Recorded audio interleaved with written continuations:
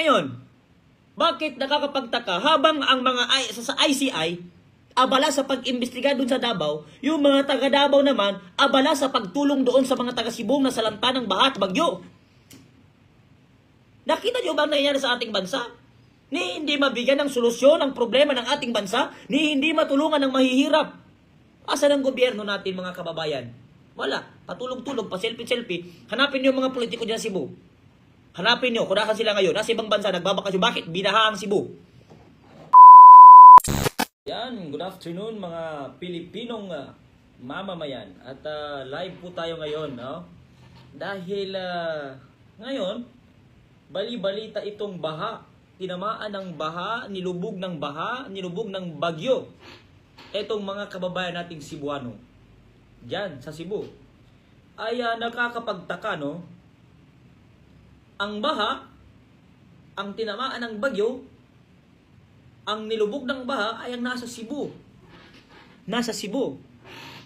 Pero bakit doon ang investigasyon ng ICI sa Davao City? Siguro utak hipon din, no? Mga utak talampakan, utak hipon itong ICI. No? Pagkatanga-tanga, pagkabobo-bobo. Anong iniimbestigahan nyo dyan sa Davao? Hindi naman dyan ang may bagyo, hindi naman dyan ang may baha. Bago kayo pumunta dyan sa Davao at mag-imbestiga kuno, ay resolbahin nyo muna etong problema ng mga Cebuanong tinamaan ng bagyo, mga kakak. Mga utak hipon itong mga taga ICI. Ang dapat sa inyo ICI, kung wala kayo sa tamang pag-iisip, sa tamang katinoan, magsara na kayo. Magsara na kayo kasi nasasayang ang pasahod, pasweldo ng taong bayan sa inyong mga king-ina ninyo. No? Mga utak hipon. Habang itong ICI, abala sa pag-iimbestiga doon sa Davao na wala namang baha sa Davao, etong mga Davaoenyo, etong mga tiga Davao ay abala naman sa pagtulong doon sa mga taga Cebu na binabaha. Tignan mo yung pagkatanga-tanga, no? Pagkatanga-tanga naman ito mga ICI na ito. Ang daming utak hipon sa gobyerno. Ang daming utak talampakan, ang daming bobo sa gobyerno, no? Kawawa yung mga Pilipino. Sabi naman ni Terry Ridon, hindi naman kasi umaabot ng tag 300 million etong budget ng ating flood control project na ninanakaw nila. Kupal ka ba? Tanga ka ba? No? Wala naman daw pakinabang. Unang-una sa lahat, ICI, ang nilulubog palagi ng baha, etong nasa Luzon. Hindi nyo pa nga naiimbestigahan yung sa Bulacan eh. Hanggang ngayon may baha pa rin sa Bulacan, mga tanga. Hanggang ngayon, etong sa Bulacan, mga tanga, nilulubog pa rin ang baha, hindi pa rin naalis yung baha sa Bulacan. Bakit kayo lumipat ka agad? Etong mga taga-ICI, etong mga politikong gunggong na ang hilig nila pa-imbestigahan ang sa Davao, taga Luzon sila mismo. Taga rito mismo sila sa Manila. Bahay nyo nga, binabaha, mga kupal. Oh, binabaha kayo dito sa Maynila. Dito sa Maynila, binabaha tayo. Mga gunggong. Dito ang palaging nilulubog ng baha, mga gunggong. Bakit kayo dyan nag-iimbestiga? Sa Davao kayo napunta. Hindi nyo pa nga nariresolba yung problema yung baha dito sa Luzon, ay lumipat na kayo kaagad sa Davao. Saan ba yung flood control na pumalpak, mga tanga? Dito sa Luzon.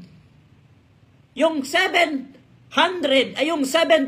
billion na budget dyan sa Bulacan, hindi nyo pa naririsolba. Ikaw, Terry Ridon, naggago. Wala ka pang nakukulong. Wala ka pang napapatunayan. Wala ka pang naipapanalo. Wala ka pang naipapakulong doon sa imbestigahan mo. Doon sa investigasyon na anomalya sa flood control. Gusto mo na namang ulit lumipat dito sa Manila Bay. No? Gunggong itong si Terry Ridon eh.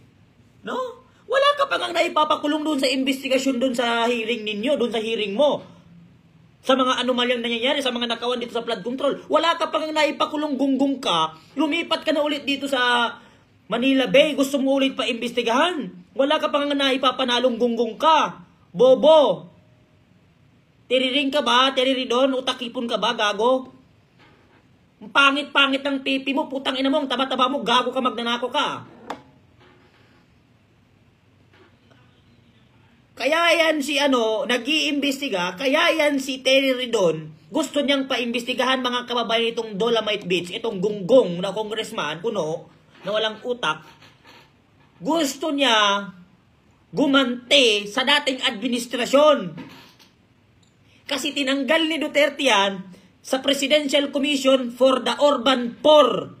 Tinanggal siyang chairman ng Presidential Commission for the Urban Poor. Bakit siya tinanggal na chairman ng Commission for the Urban Poor? Kasi ginagamit niya pang bakasyon, pang bili ng gamit ng pamilya niya, yung pera ng gobyerno. Wala siyang nagawa nung nakapwesto siya dyan sa Urban Poor. Wala siyang ginawang iba kung hindi pumunta ng ibang bansa, gumamit ng pera ng gobyerno. Kaya tinanggal siya ni PRRD dyan sa Presidential Commission for the Urban Poor. Yan yung katotohanan. Kaya ngayon, gusto niyang paimbestigahan ng Dolomite Beach kasi gusto niya na maghiganti doon sa nakaraang administrasyon.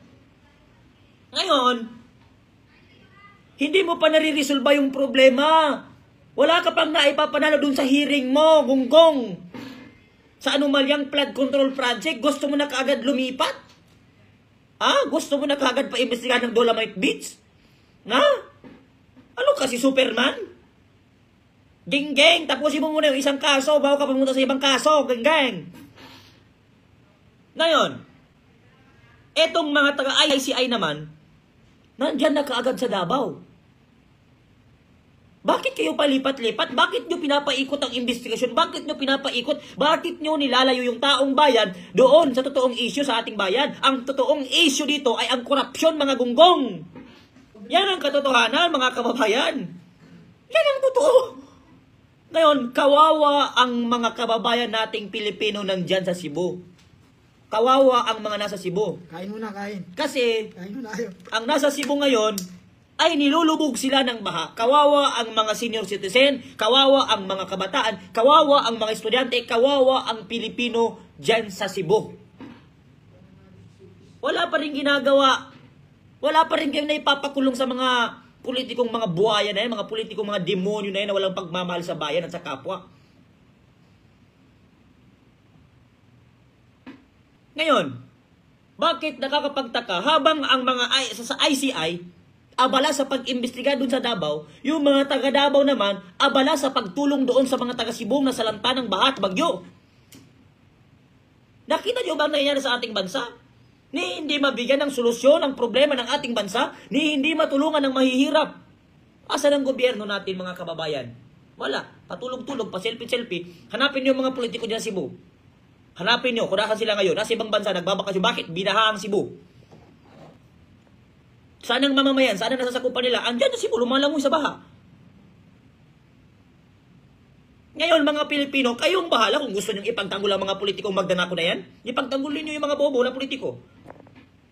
Di ba? Tayo ang biktima ng korupsyon sa ating bansa. Tayo ang biktima ng mga politikong sakim na yan.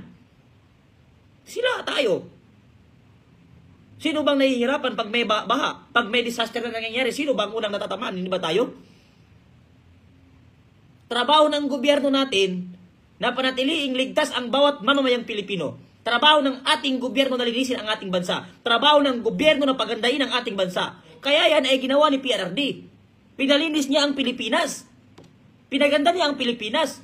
Anong gusto ni Terry Ridon? Yung Manila Bay dati na tambakan ng basura? Na wala kang makita kung hindi lumulutang na taing nasa supot naman nasa squatter area? Yung bang gusto mo, Terry Ridon? Yung bulok na masakit sa mata na Manila Bay kagaya ng pagmumukha mong masakit sa mukha ng mga tao? Yan ba yung gusto ng mga politiko?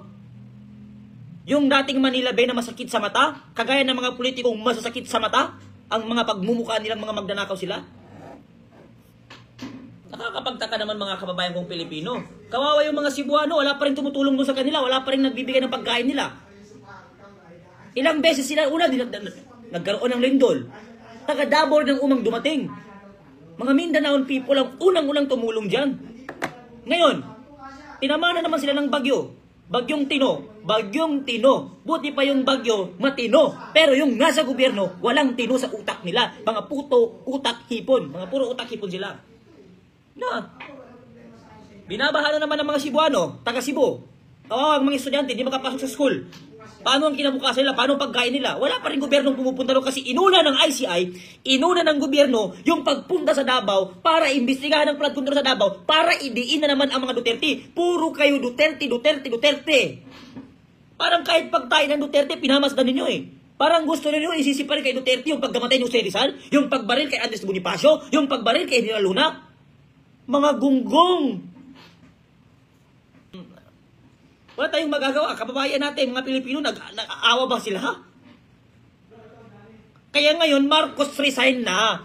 Kung hindi mo kaya na resolbahin ang problema ng bawat community, bawat mamamayang Pilipino, mas makakabuti na bumaba ka sa pwesto mo. Ibaba mo yung pride mo kasi sa nakikita ng taong bayan, sa nakikita namin, wala ka pong nagagawa. Puro kahihiyan ang binigay mo sa bansang Pilipinas at walang kakwenta-kwenta ang mga pinaggagawa mo sa ating bansa. 3 years ka na pong napaupo, Presidente. Wala ka pa rin pa pong napapatunayan. Wala ka pa rin pa pong nagagawa. Claire Castro. Tagapagsalita ng Malacanang na si Claire Castro, na isa ring bobong abogado. Ewan ko sa'yo, Claire Castro, kung anong nasa utak mo. Dati, tinitira mo si Marcos sa vlog mo eh. Ngayon, pinagtatanggol mo. Iba pa lang nagagawa ng pera pag nababayaran ka. No? Kasi dati yan si Claire Castro, panay bira kay Marcos. Ngayong nanalo siya, ngayon nabayaran siya.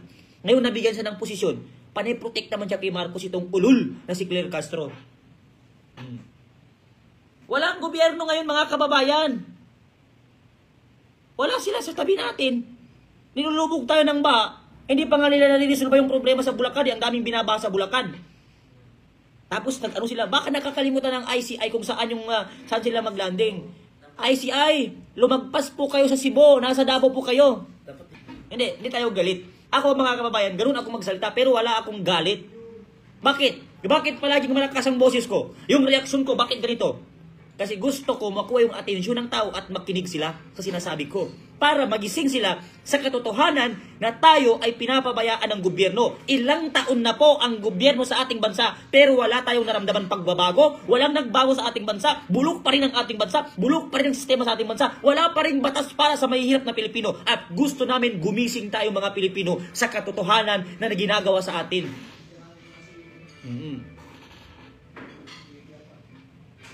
Yan ang katotohanan ng mga kababayan. Iinom muna tayo ng Coca-Cola po, ang idol ng ating Pangulong Presidente Duterte. Sa totoo lang, itong mga nag-aagawan sa posisyon, hindi talaga nila kayang pagandahin ng Pilipinas. Except sa mga Duterteng matitino. Ngayon, ang daming issue dapat ating pag-usapan. Tignan yung dumating na mga bus doon sa Davao City, yung mga electrical bus dumating sa Davao from Japan. Yan po ay personal po na kinuha ni Mayor Baste Duterte doon sa Japan. Siya mismo nakipag-usap, si Mayor Baste mismo, nakipag-usap doon sa Japan. Tapos, kiniklaim ng administrasyon ngayon na sila daw ang nagbigay noon. Hoy, gunggong! Lahat ng project ni Marcos, merong nakalagay na bagong Pilipinas. At yung project ni Bongbong Marcos na bus dito sa Pilipinas na may nakalagay na bagong Pilipinas, walang upuan, walang aircon, walang sumasakay kasi bulok. Fake news ang ating Pangulo na si Marcos. Anong sabi niya sa kanyang SONA? 5,500 na pong flood control project ang ating nasisimula, ang ating natatapos. At mas marami pa tayong gagawing flood control project. 5,500 daw ang natapos niyang flood control. Sa kanyang SONA niya sinabi yan. Pagkailang araw, anong sabihin? Hindi ka pala sigurado. Ang SONA Presidente Bongbong Marcos ay dapat pinaghahandaan. Dapat lahat ng sinasabi mo dyan ay detalyado at totoo. Kasi ang SONA ng isang Pangulo ay inaabangan ng buong mamamayang Pilipino. Kung ano ang natapos mo sa ganitong taon. Ano ang proyektong natapos mo at anong project ang naipasa mo.